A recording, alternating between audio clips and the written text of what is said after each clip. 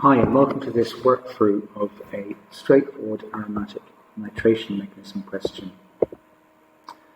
So it's got benzaldehyde at the top, and although that might not be the exact same aromatic compound you might have in your textbook that shows the electrophilic substitution mechanism, it's got the classic C6H5, which indicates an aromatic ring, and it tells you it's the simplest aromatic aldehyde. It also tells you that it can be nitrated with a mixture of concentrated nitric acid and concentrated sulfuric acid to form 3-nitrobenzaldehyde. So that actually gives you quite a lot of information, namely what your starting and finishing compounds are, as well as the components of your nitrating mixture. So it says to explain, using curly arrows, the mechanism for the formation of this compound, 3-nitrobenzaldehyde. And your answer needs to show the role of sulfuric acid as a catalyst.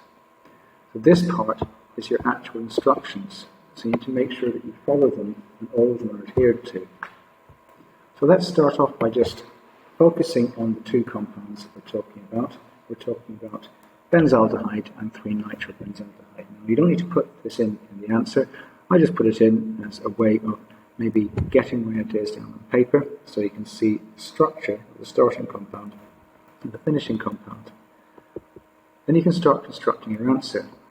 So you begin by putting in the formation of the electrophile, which is our NO2+, and there's no particular need to put in the fact that the two acids are in liquid form, but that shows that it's concentrated, these two acids.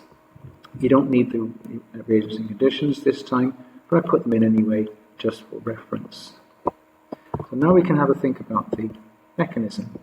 So starting off with our benzaldehyde, it's going to be substituted at position number 3, which is here. So therefore the nitro group, this time I'm putting the positive charge on top of the nitrogen, because that's the atom that actually carries the positive charge. So my arrow comes from the delocalized pi system onto the nitrogen of the NO2, and that gives me an intermediate. I need to make sure that my partially delocalized pi system, the horseshoe structure there, the open end needs to face the area where the location of the substitution. So it's very important that it's drawn like that. Obviously, the bond between the carbon and the hydrogen breaks, so the curly arrow points in the open end of the delocalized or partially delocalized pi system, and then that means you get your 3 substitution of the benzaldehyde.